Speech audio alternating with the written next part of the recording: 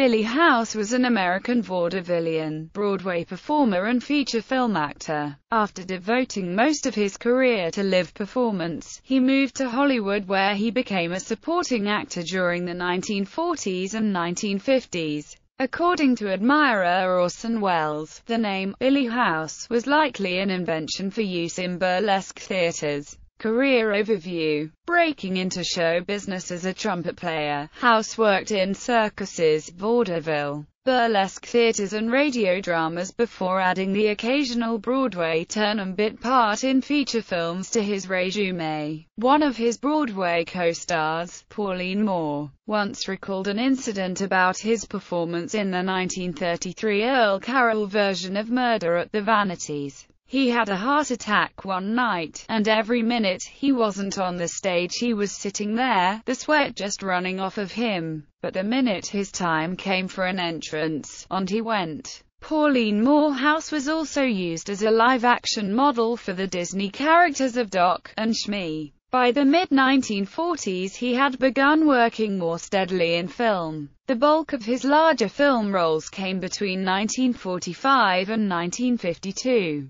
House appeared on television at least once late in his career. Theatrical legacy. Because much of House's earliest theatrical work took place in smaller off-Broadway venues and burlesque stages, much of it escaped the notice of theatrical critics. Consequently, it is difficult to assess the nature or quality of his work until the late 1920s, when he began appearing on Broadway. Nevertheless, it is known that his estate memorabilia, which would have included many of his vaudeville routines, did pass into the hands of noted variety theatre enthusiast and historian, Milt Larsen. This material was originally housed at the Society for the Preservation of Variety Arts in the Friday Morning Club building in the 1970s and 1980s, but was subsequently moved to the basement of the Magic Castle in about 1991. House began performing on Broadway in the late 1920s, and generally caught the eye of national critics.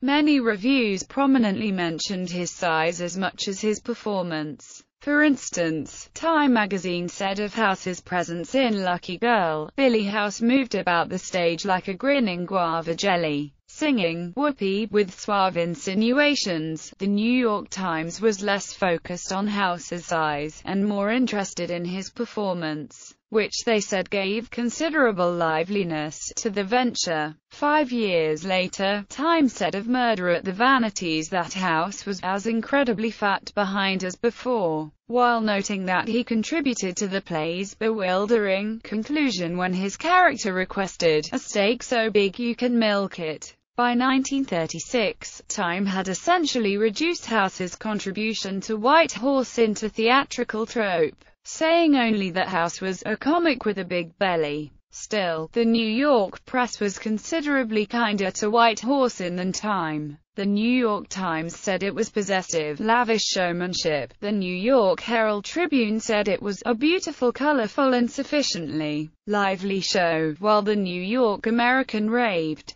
Here, believe me, is a very magnum of delights, because White Horse was embraced by the New York press. Billy House received what one scholar of the play called a big career boost. Film legacy. House began his film career as the star of two-reelers in about 1930. His most frequent collaborator in these short films was the prolific two-reel director Aubrey Scotto. Together they made The Dunker, Retire In, Ballmania and Out of Bounds. All of these were also written by House, and at least some were adaptations of theatrical routines he had previously copyrighted. Between 1930 and 1931, he made at least 4 more two-reelers, and his first feature film, Smart Money, would see him work for the first time alongside Edward G. Robinson and Boris Karloff, both of whom would figure prominently in his later films. After the short subject format fell out of fashion, House evolved into a character actor in feature-length films. House's significant girth made him a natural for the memorable role of Friar Tuck, opposite Alan Hale's Little John in the 1950 film, Rogues of Sherwood Forest.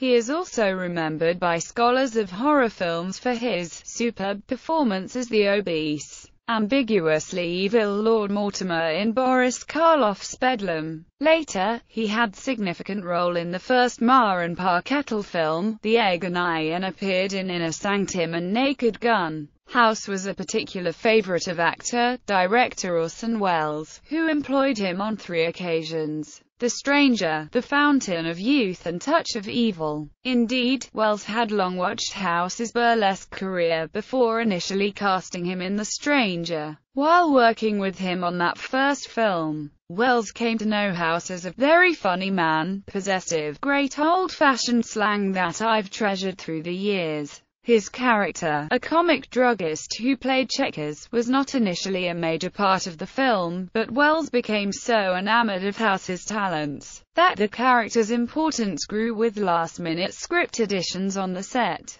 These revisions came at the expense of Edward G. Robinson's character, causing the more famous actor to complain ineffectually to studio executives. In the end, The Stranger was, according to Welles himself, House's picture.